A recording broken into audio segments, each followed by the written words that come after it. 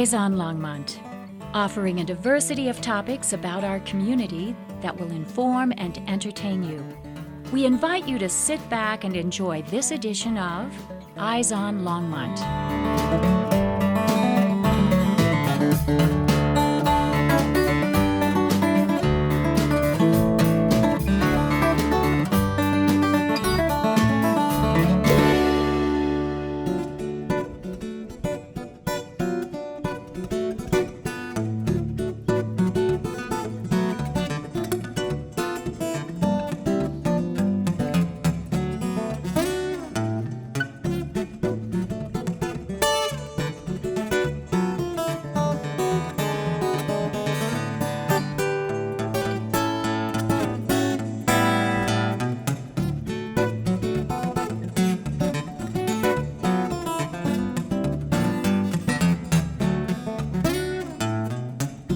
Welcome to the Niwot Historical Society Now and Then lecture series. I'm Kathy Kaler, president of the Niwot Historical Society. Your video tonight is coordinated by board member Leonard Satanja with videographers Bill Decker and Patrick Bowen. Larry Dorsey is our presenter tonight, and railroads are a big part of Niwot's history. Niwot is a railroad town, and the railroad was built in 1873 by the Colorado Central Railroad. Niwot was built on the east and west side of the train tracks. The train tracks go along the diagonal between Boulder to Longmont. The train was a very important part in the start of Niwot in that people could come, residents could move here, mail could come, and products, equipment could come here. Then the farmers and business people could ship their produce and products to market. There were many railroads connecting in Boulder County in the late 1800s. Today we will take a trip on the Switzerland Trail. It was a narrow gauge railroad, and it served the mining communities in our foothills. Larry Dorsey will present the program featuring vintage photographs and scenes from the foothills just west of Niwot. Part of the trail today is a walking trail and hiking, and part of the trail also is for Jeep travel. Larry Dorsey is a longtime Boulder County resident. He is a retired history teacher from Fairview High School, Boulder High School, and Centaurus High School. Larry is chair of the Superior Historical Commission. He is trustee emeritus with the Colorado Railroad Museum, which is located in Golden. Larry was the second of the presenters, lecturers for the Niwot Historical Society lecture series, a long time ago. This is now Larry's fourth story in history about railroads that he is bringing to our audience. Larry Dorsey presents the Switzerland Trail, a Boulder County railroad. Well, thank you, Kathy, for that fine introduction, and hello, everybody. It's always a pleasure to be here in Niwot at the Niwot Historical Society in beautiful left-hand Grange Hall, very historic place. And so tonight we're going to be taking a historic trip back in time on the Switzerland Trail. It's a railroad that I'm sure a lot of you have heard of, since it was an important part of railroading in Boulder County. As Kathy said, I'm kind of a railroad fan and involved with history preservation down at Superior Historical Commission, and with railroading at the Railroad Museum. So we're also going to be using the auspices of the Colorado Railroad Museum this evening as well. And I think that the introduction covered things very well. I did have a history of teaching in the Boulder Valley schools, and in my retirement I'm able to devote a lot of my time to the things that I enjoy, such as railroads and steam engines and things like that. So normally we have a pretty good sized crowd, of course, and with this situation were a little bit different. So some of my early slides are oriented more toward a fuller house. But one of this, I kind of have a creed I live by, I'm sure all of you do too, and so we do like to plan ahead, and I would like to take a minute to do a real quick plug for the Superior Historical Museum, which normally would be open on the first Saturday of every month, but unfortunately with our current circumstances it's not, but just keep this in mind as something to do when our COVID experience is over and things are back more to normal. We have a little miners house from the industrial mine camp that's now our museum at 2nd and Maple Street in original Superior. Included in that is an HO scale diorama of the industrial mine, which is shown there. I'm going to take a moment, since I've got this little red dot right here. Here's my laser pointer. So when I'm talking about pointing out something, look for this red dot, please, and hopefully we'll be able to find it okay. Now, normally with this place packed with people, we'd make sure that the ladies are careful with their chapeaus, and to have equal time, of course, to encourage the gentlemen not to spit on the floor or any other place like that. So, So, Switzerland Trail. This was a marketing name that was devised back in the late 1800s. We'll go through how that came about. But here we are, we're going to do the early years up to 1898. I'm sure many of you are aware that the Bible on the Switzerland Trail is the Forrest Crossan book, The Switzerland Trail of America. Forrest Crossan, a unique character of the Old West who resided in Boulder and was an old railroader and newspaperman. And he wrote this book, and then there's 2 editions out there, so keep your eye out for it, because it is the source authority when it comes to the Switzerland Trail Railroad. A little bit of background first. To start with, railroading in Colorado Territory, is connected back to the Transcontinental Railroad, the construction of it across Nebraska and into Wyoming. But before it got to Wyoming, it clipped the northeast corner of Colorado Territory up by the town of Julesburg. So here we see the construction crews laying rail up around Julesburg.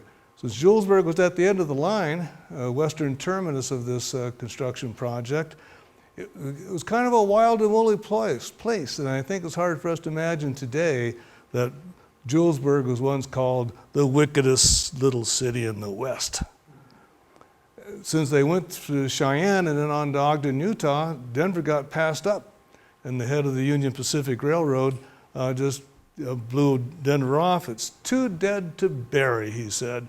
So Denver really is in a tight spot here, because economically speaking, being bypassed by the Transcontinental Railroad was a real financial setback.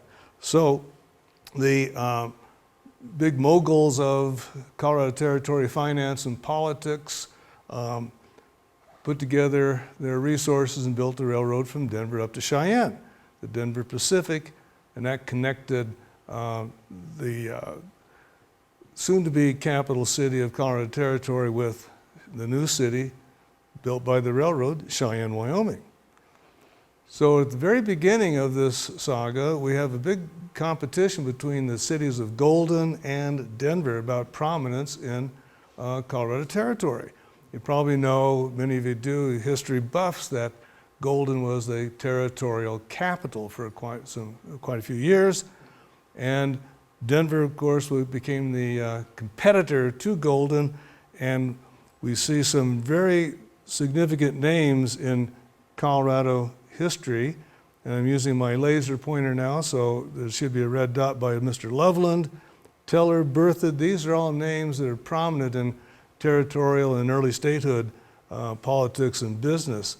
And so Denver, this is the Colorado Central Railroad that Kathy mentioned in the introduction, and the Union Pacific and all of its subsidiaries. Union Pacific was a classic octopus-like corporation in that time period. It had its tentacles every place, and there are all sorts of railroads of different names that were connected or subsidiaries of Union Pacific.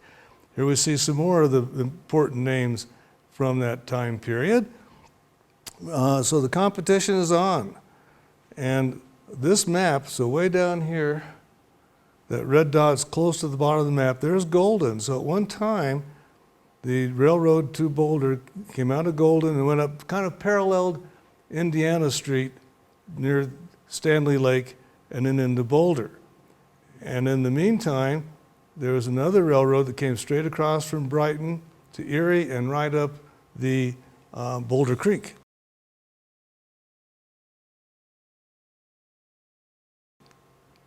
So here are those two railroads. The Colorado Central, April of 1873, it comes to Boulder. And as Kathy mentioned, it just kept right on going, went through Niwot and Longmont and eventually up to Cheyenne. And then the other railroad is the Denver and Boulder Valley. And as I said, it went right up Boulder Creek, so it is really a Boulder Valley Railroad. This was a Union Pacific subsidiary, and when I first moved to Boulder in the late 1960s, there was still traffic on that line, and right into the city, they'd park their Union Pacific freight trains right there at 28th and Pearl Street and go eat at one of the local restaurants. The train crew would go eat at one of the local restaurants. So Denver wins the competition. So this map is where my red dot is showing Denver. And so this route that originated to Boulder now comes out of Denver. Denver becomes the territorial capital.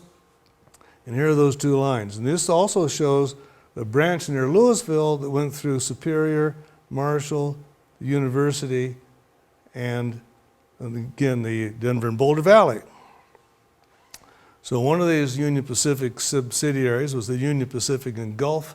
This is a very early photograph, maybe one of the earliest photographs of a train in Boulder.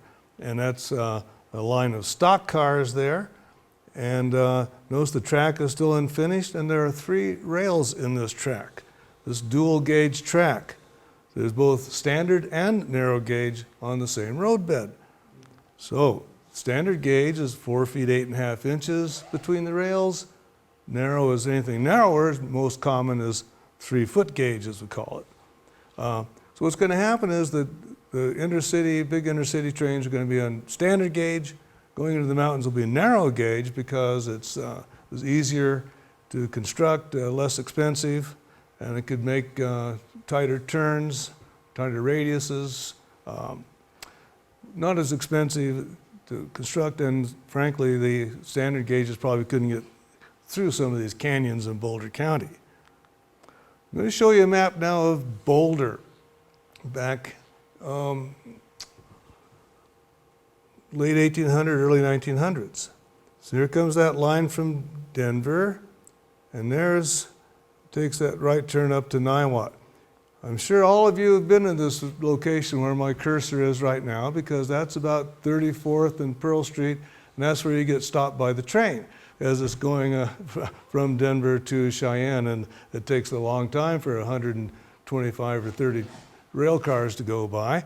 So that's about 30th and Pearl.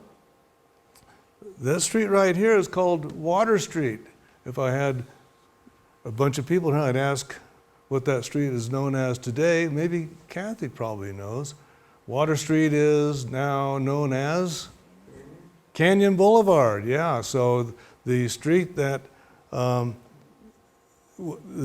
now a major east-west artery was once the railroad tracks with 2 lanes, one on each side of the tracks going different directions.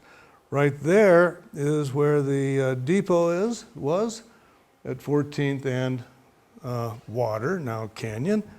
And so this is what the trackage looked like back then. Here comes the the Boulder Valley Railroad coming up from Erie. And so here's a Y. So what happened is the train would come from Denver, come that way, and then come down into the center of the city. And this map for modern people, is a really, there's a lot of information in this map. So here's 12th Street, now known as Broadway. And so all this area here to the west of Broadway, clear to about 4th Street, was all the rail yards. So this is full of all sorts of trackage, the turning Y. This right here where the cursor is right now is probably about where the library, the new library built in the 1960s, is located, and the newer library is across the creek. And so this is probably about the St. Julian Hotel, a little different now. It was an industrial area, the train yards, literally. And about right in here would be the Justice Center. And right this where my cursor is now, that is the engine house. So they had an engine house where they pulled maintenance on the locomotives. So quite a different scene along Canyon Boulevard today compared to what it might have been, say, in 1900. And here's that engine house. That's about 4th Street and Canyon Boulevard. And up in the background, you see Settlers Park. And so here's a couple locomotives, 2 stalls. And so it wasn't a real big operation, but that's where they pulled maintenance on the locomotives, the Switzerland Trail locomotives.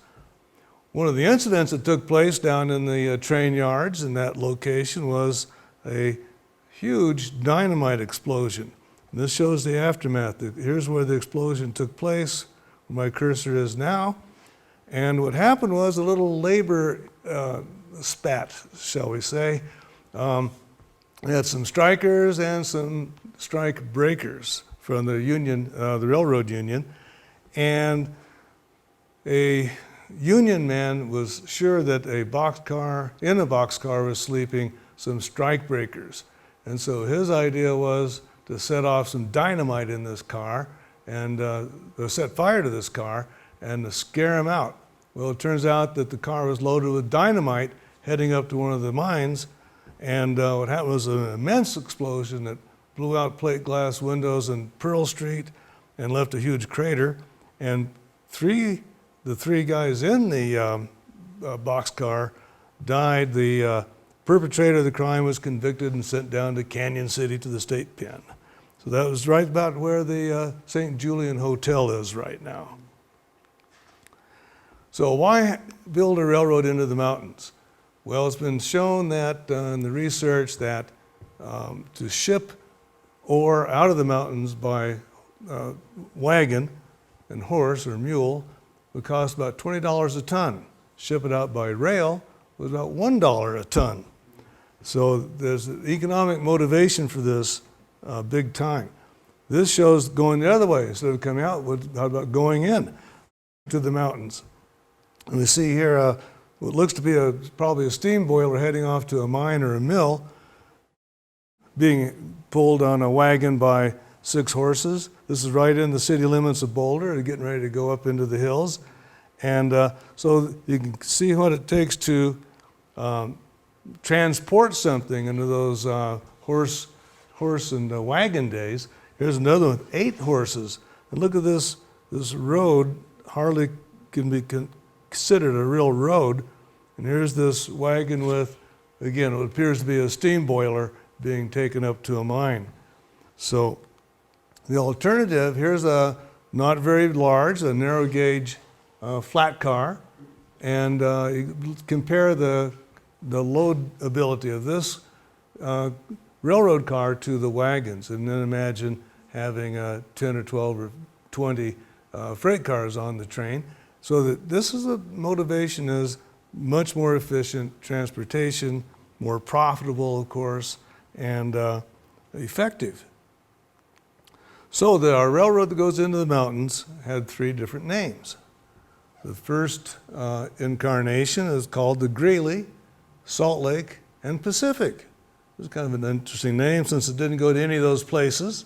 It didn't start in Greeley or go to Salt Lake City, and certainly not to the Pacific Ocean. And in fact, this incarnation here, it went 13 miles into the mountains to the town of Sunset up in 4 Mile Canyon. So it had a long way to go yet to get to the Pacific Ocean. Then had it recapitalized and became known as the Colorado and Northwestern. So you see a lot of C&NW stamps on, let's say, railroad equipment like switch keys or something. In this case, it's not the Chicago and Northwestern, it's the Colorado and Northwestern. And this is when to come up with the Switzerland Trail moniker.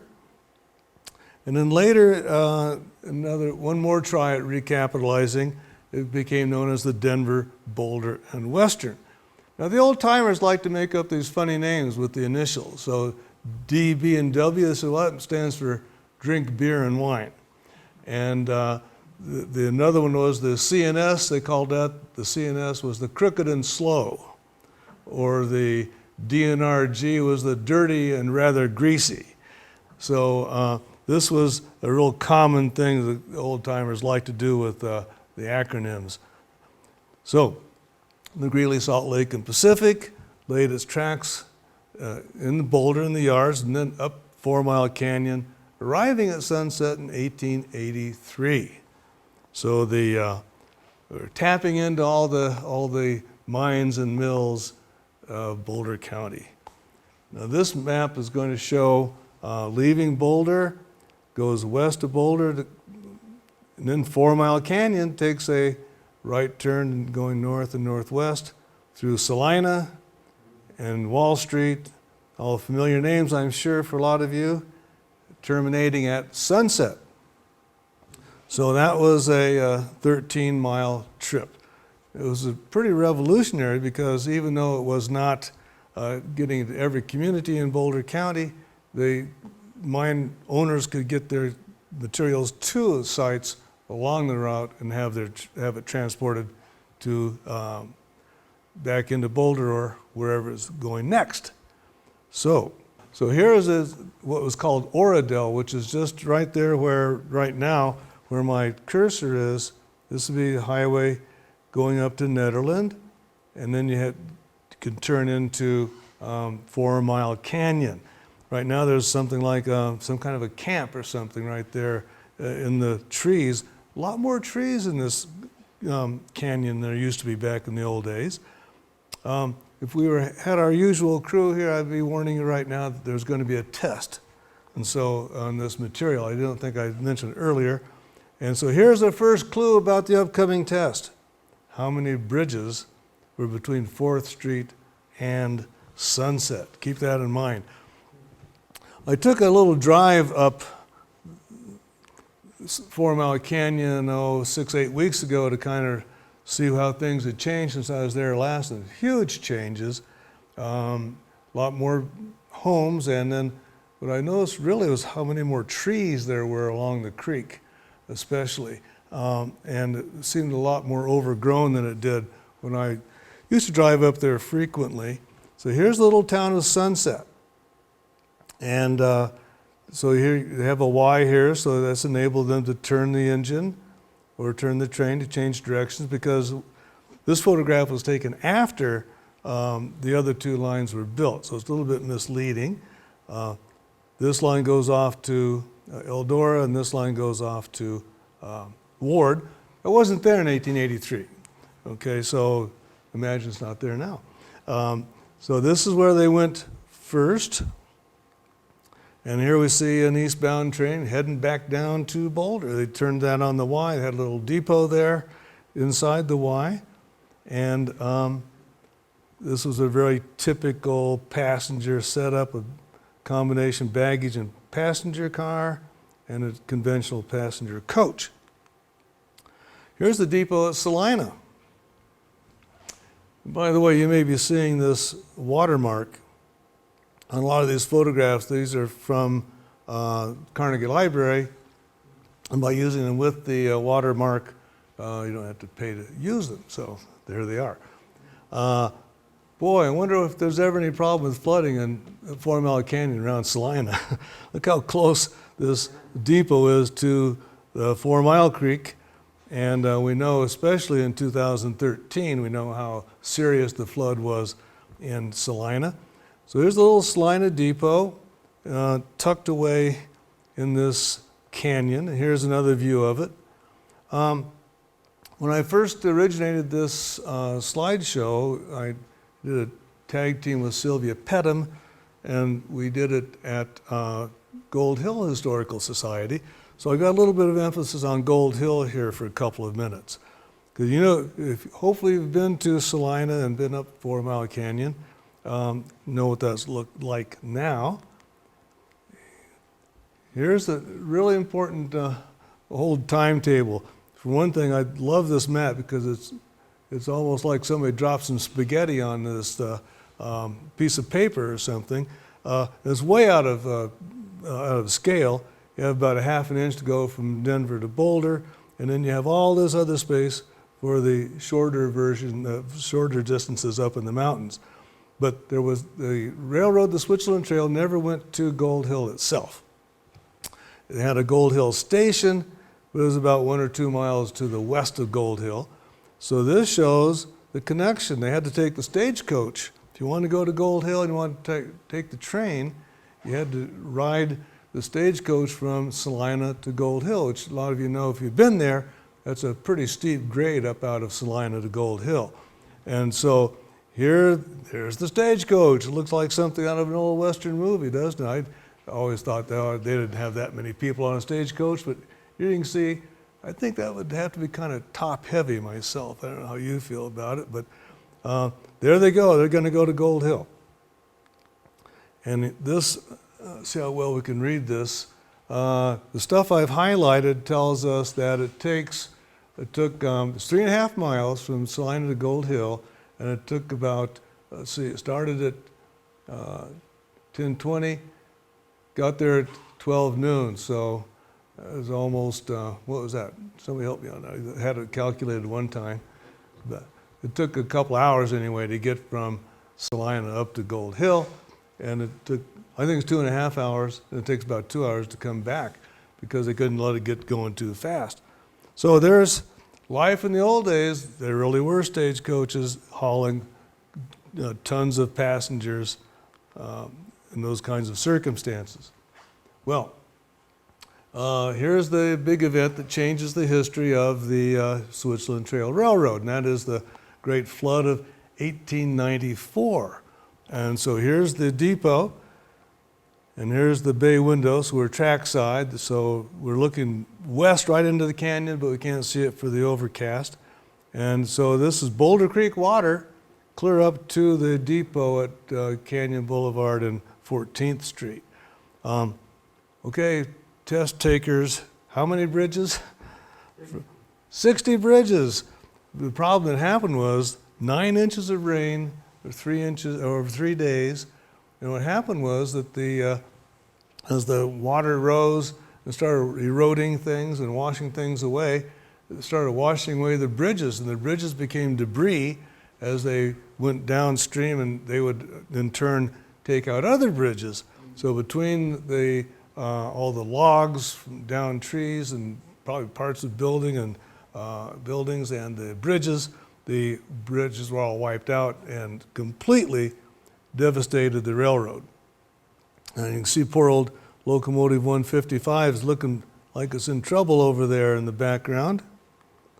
And here we see some of the local lads watching the excitement of the flood. So now we're looking south toward University Hill, and there's Boulder Creek. And look how much is covered here. And there's the university buildings off in the distance. So this is an immense setback. It takes 4 years to recapitalize this railroad. And so not only did they rebuild the line from Boulder to Sunset, then they took off on the project of building another branch, one branch to Ward and another branch to Eldora. And I love these old guidebooks and things.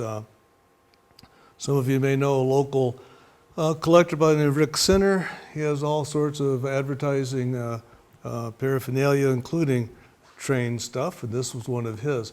But Switzerland Trail Guidebook, and we see where it says health, wealth, lofty mountains, fertile valleys.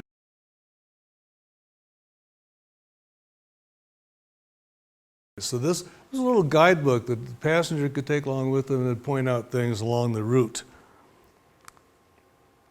So here's that route is where it goes from Sunset up to Mont Alto, and then to another version of the Gold Hill Station, on to various sidings into Mines and into Ward. So here's the newspaper write-up about the contest winner. Actually, our new railroad came up with this contest. Whoever could come up with the best slogan would get $10, a princely sum back in those days, I guess. And so this is pure marketing, 19th century style. And we see it in that same time period over in Ouray, for example. They call it the Switzerland of America. So this attraction of the Swiss Alps as a marketing tool. So this superintendent, I haven't determined if he's a superintendent of schools or what, but at any rate, Superintendent Snook won the $10 contest out of over 200 suggestions, and the railroad then added the of America, Switzerland Trail of America. A very common thing to do would be to load up and go to Mont Alto, and there's the park, there's a lodge there, and a fountain, a very nice place. A lot of times in those days what they would do with organizations like unions, churches, fraternal organizations would charter the train and take the whole train would transport, let's say, the organization like the Knights of Pythias or somebody like that, the Redmen and the Knights of the World and all those kinds of people. Unions like the United Railroad Workers and so on. And they go up, we have some passenger cars and then a boxcar, oftentimes stocked up with beer and ice to keep it cool. Now, I said note this dormer because we're going to see it again. You'll see why. We have a little problem with facts. The Forest Service has incorrectly titled this Mount Alto, not Mont Alto, and according to Sylvia Pedham, they don't have any plans of changing it. So I guess that's going to persist unless somebody really gets on them. So that's incorrect. It was Mont Alto. There's all sorts of cool things you could do in taking a trip like this, and one might be to take a ride back to Boulder or wherever on a handcar. So just they'd hook that on the back of the train, and they got to where they let it go. They just let it go and coast downhill, and looks like fun to me. Or you could maybe stop the train and let people go pick strawberries. Off in the distance here is the train standing and waiting for its passengers to come back. And a common problem in Colorado Mountain Railroading was the persistence of snow in the wintertime. And so it makes for a nice pose, but also can cause some problems with get a locomotive caught in a snowslide, as we see here. Here's the tender back here, here's the coal bunker and the water tank. And so I think we're looking down into the cab of the locomotive. The top's been torn off. So a little bit of a hazard and very typical of Colorado Mountain Railroading. Well, it's time to reorganize again. And so they have a last gasp, as I'm calling it. That was the Colorado Northwestern. Now we're going into the phase called the Denver, Boulder, and Western. And we'll take a minute to talk about the line that went to Eldora.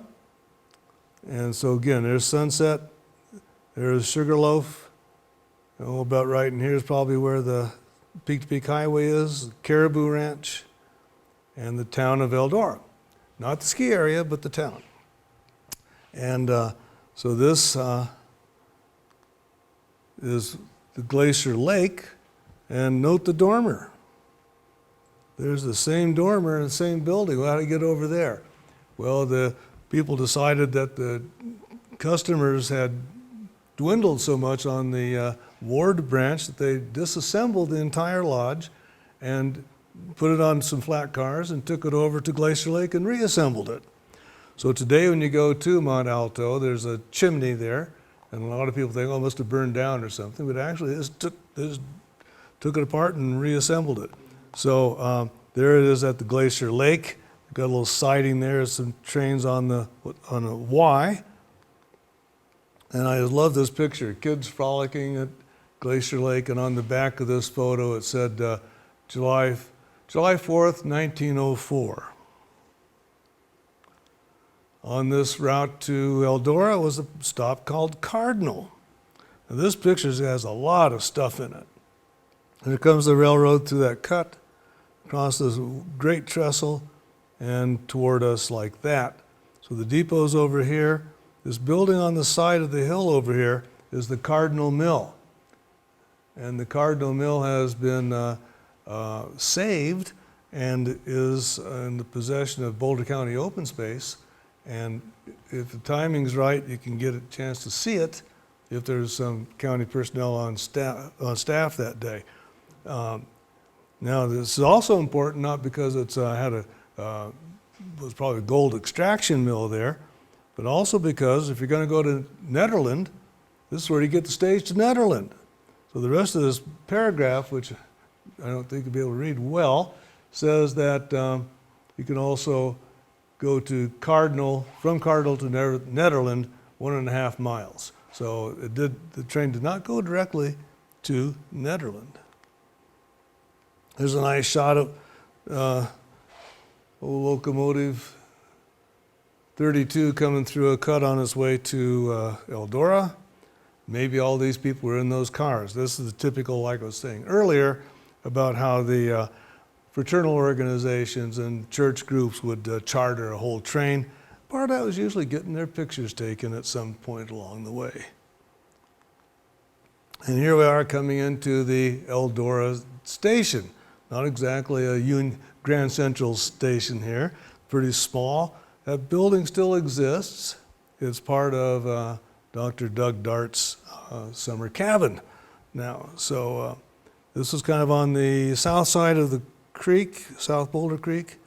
So if we're looking back toward the town of Eldora, here's the schoolhouse, and then there's all the community.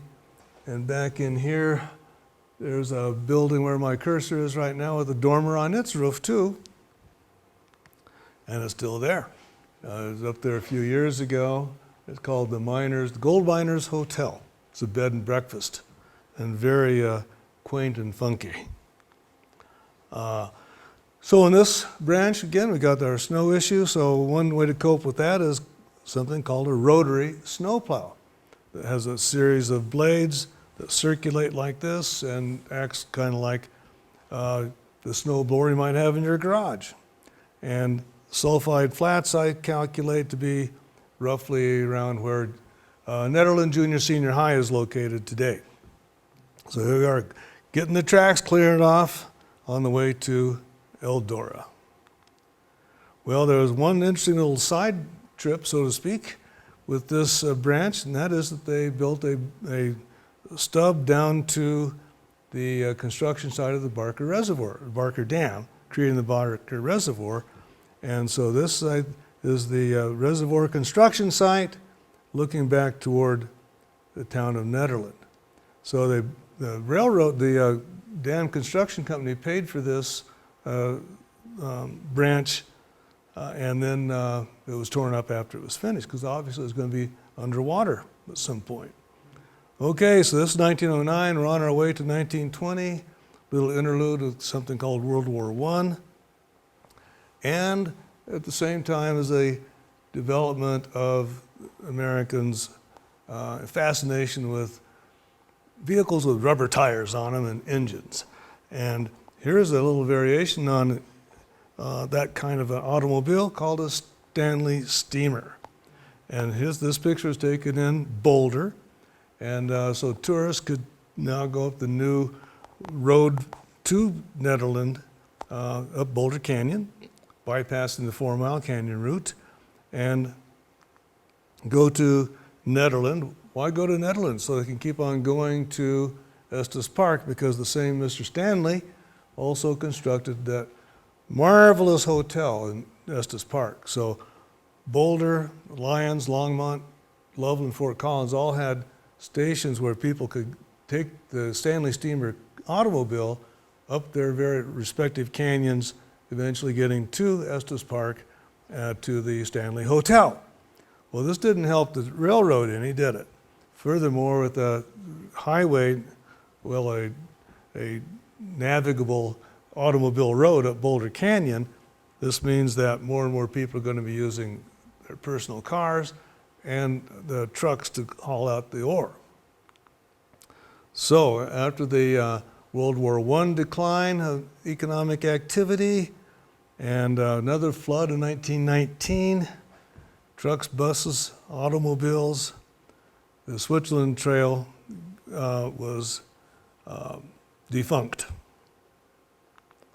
And in some places, you can take a hike on some of the remaining roadbed. There's quite a bit of it that's still possible to walk on, ride your bicycle or trail bike.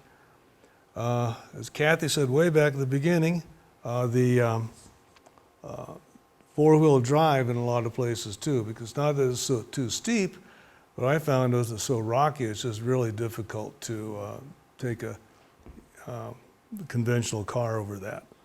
So enjoy it on foot or bicycle or Leonard informed me about a very interesting anniversary happening about right now. So, Day before yesterday, I was hiking up at the Caribou Open Space, Boulder County, and there's an educational sign up there that tells about how tomorrow, October 1st, 2020, is going to be the 100-year anniversary of the removal of the last rail of the Switzerland Trail. And so it's quite a significant day. And I wanted to ask you, Larry, if there are so many rails that went up in these seemingly serving small towns, do you think there will ever be rail again serving any of the, like Nederland or any touristy narrow gauge rails? well, I doubt it, Leonard. I think what we'll see with tourist railroads will be utilizing the lines that are already in effect, so, or roadbeds that are untampered with. But I think overall, it's all automobiles anymore. So, yeah. And thanks for that personal insight on that, because the scrapping of this railroad, like many railroads, is a big deal. They have a company out of Denver that specialized in it, pulled up the rails and either resold the rails or sent them off to be melted down. And same with the locomotives and things like that. A lot of the locomotives are resold and used by other railroads, but the major scrapping project for sure. And again, in the spirit of reusing materials, here we have a picture of the Boulder County Courthouse. You're probably wondering, why is that in this slideshow on the Switzerland Trail? Well, the original courthouse burned down, I think it was 1932, and had to be rebuilt, of course, and so this is Depression days by that time, and so a great proportion of the stones used in the construction of this building were made from the old bridge abutments from the Switzerland Trail.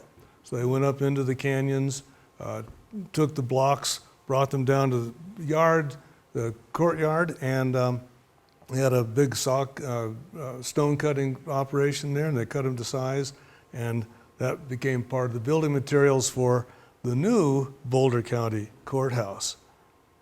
I'm going to spend a few minutes on Switzerland Trail locomotives, and I have a goal behind this because a lot of you are probably pretty familiar with one particular Switzerland Trail locomotive. So a rod engine is one like this, where the push rods are on the outside and they push back and forth, and that makes the wheels go around. And this is a great painting by Howard Fogg, who was a very famous local Boulderite artist who whose work showed up all around the world. But the rod engine has a maximum. A 2% grade is a fairly steep grade in railroading.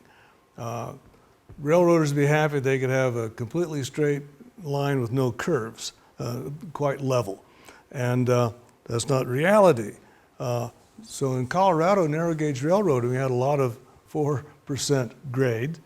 And a very unusual piece, this line has supposedly had a short few hundred yards, about 5 to 7% grade. But the point is that the 4% is all a rod engine can handle. That's, after that, they just cannot do that sort of steep elevation. So the result of that is that many railroads developed geared locomotives, and the purpose of those was since they had a system of gears, cogs and gears around the wheels, that they could go up steeper grades, but of course they were limited on speed, very slow. So here's a Climax locomotive, part of the Switzerland Trail locomotives, and here's a Shea locomotive, one of the more famous and locomotive that rail fans really like, because you get to see all this apparatus here working, turning the cogs and the wheels and making it go up steep grades. Here's our old friend number 30. That's the one I want to focus on for a few minutes. A beautiful painting showing number 30 coming down from Ward. His name happens to be Richard Ward, and he is from England.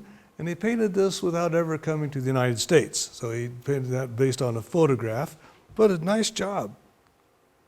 And here's number 30 in the yards by the engine house around 4th, 5th Street. And what I'm building up to, ladies and gentlemen, is you probably recognize this locomotive as being the one that was in Boulder's Central Park for years and years, along with some other equipment. Unfortunately, after having one caboose completely destroyed by dynamite, another one burned seriously, and constant vandalism, the city of Boulder and the Colorado Railroad Museum arrived at an agreement where the locomotive is now on display at the Colorado Railroad Museum in Golden. And so those of you who remember that from the old days in Central Park, Boulder, can go see it again at the Railroad Museum. It's an arrangement we have with the city of Boulder, and it's been a good arrangement. They've been very helpful with the maintenance. And we also have this caboose that was burned so seriously a few years ago, and coach number 280. All of these are accessible at the Railroad Museum, along with this is the possession of the Railroad Museum, one Colorado Northwestern boxcar. For you folks, if you can prove you're a Boulder County resident, on October the 23rd, you get free admission to the Railroad Museum as part of the agreement with the City of Boulder and the Railroad Museum. Well, railroading days aren't the same now. Trains are very prominent in our society, but there are freighters and there are got all kinds of freight transportation and coal transportation, but the era of passenger travel as we once knew it is gone. A sad day, and when you could imagine being able to hop on a train in downtown Boulder and end up in Ward a couple hours later. And that brings us to the end of the program. And I'd like to give credit to my sources of photos and images to all these locations. And it's been very much a pleasure to be able to share with you the history of the Switzerland Trail of America, Boulder's narrow gauge railroad. All right.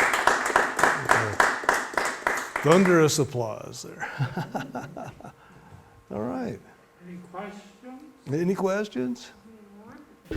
With these several efforts to, and you talked about the recapitalization of the railroad at times, several efforts, different companies to get it to work, how really profitable were these railroads, and were some of the big industrialists and and big names that you mentioned at the beginning, were they involved in these seemingly small town railroads? Yes, they were. Yeah, again, at the beginning, we saw that some of this early construction was done by subsidiaries of Union Pacific, and this was Jay Gould, who was probably the prototype robber baron, and so this was a lot of big money. But did they make money? Did they make money? In those days, the financial corruption was centered around corporations like railroads that were being, money laundering and things like that were going on. So money was being made, and a lot of times by some kind of questionable techniques, especially the long haul, short haul situation that they would do with the farmers, charging more for the short haul than the long haul, for example. Most of those individuals you saw in that one slide were financially very well off, but a lot of them were also on the precipice a lot of times. So one little mistake and it was disaster. We had depressions in the United States in 1873 and 1893. The one in 1893 was especially bad because that was the silver crash, where the government stopped buying silver for us. The money was backed by gold and silver for quite a while, and once that happened, the silver mines went kaput, and this was high finance at that time. That's for sure. Yeah. Yeah. You're welcome.